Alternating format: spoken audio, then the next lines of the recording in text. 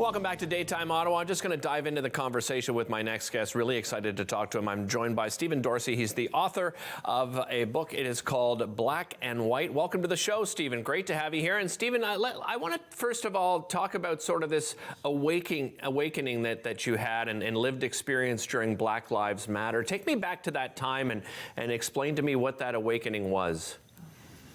Sure. Well, thanks. Great to be with you. Well, like everyone, obviously, I was over the past, dozen years, the Black Lives Matter movement was really trying to bring to the attention of the broader public the issues of systemic inequality and racism against Black people across North America.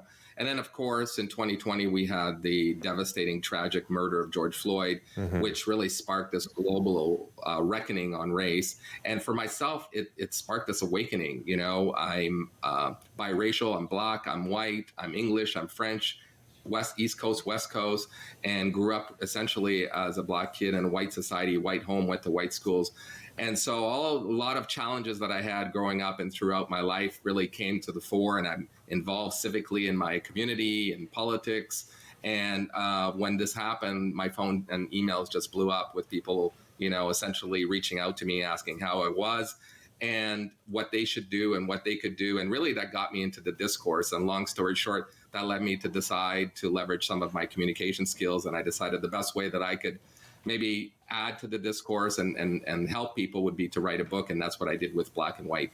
And I title it, it's an intimate multicultural perspective on white advantage and the path to change. And it's been out now for a year, and I've had many conversations over the past year. So I think that kind of impact's been really good. Do you feel that the pandemic widened racial inequalities? I think that's something you touch upon in the book, Stephen. Yeah, I think, well, the stats show that things have gotten worse. Yeah.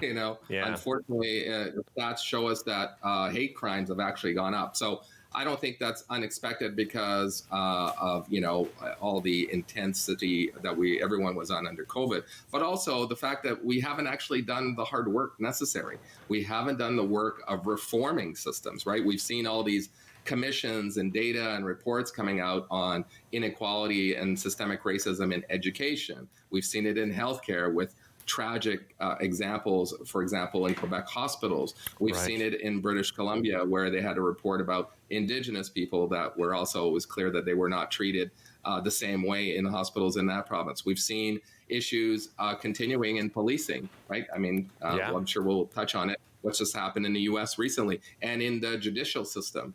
And, so I think that's probably why things have not we haven't made as much progress, because I think we've been doing a lot of talking, which is great, and a lot of awareness has been raised, but we really have to get down to the brass tacks and do the work. Yeah, and I'm glad you mentioned that. There has been a lot of talking. We've heard a lot of talk from the federal government, from the Trudeau government. I wonder how you feel about the responsibility that government, sort of can play in this, and have they taken the action, as far as you're concerned, have they taken any necessary action so far?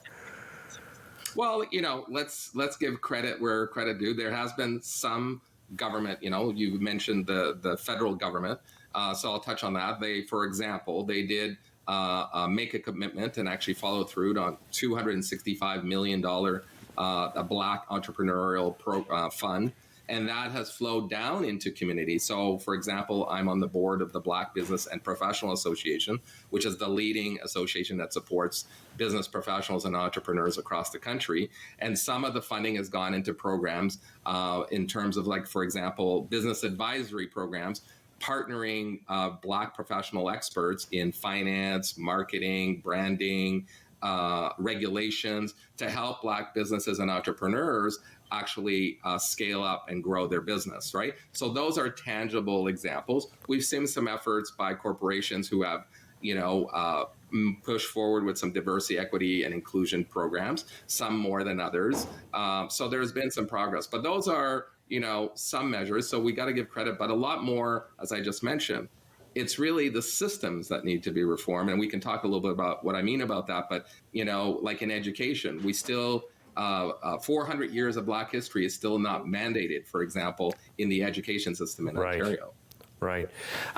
Do you think that some of this divide that we've seen through the pandemic has led to the rise in the hate crime statistics that we're seeing? Because, you know, we've seen people say a country divided. I'm not necessarily sure it's a country divided. You know, there's smaller groups that feel that they are more empowered to share, you know, things that I find quite revolting. Do you think that's played a part at all, Stephen? I guess so. I mean, you know, there's so many things happening at the same time, right? Right. When a society is under duress, which COVID, you know, and then we had the extremes happening, right? So let's just take something obviously that's close to home for you with the convoy, right?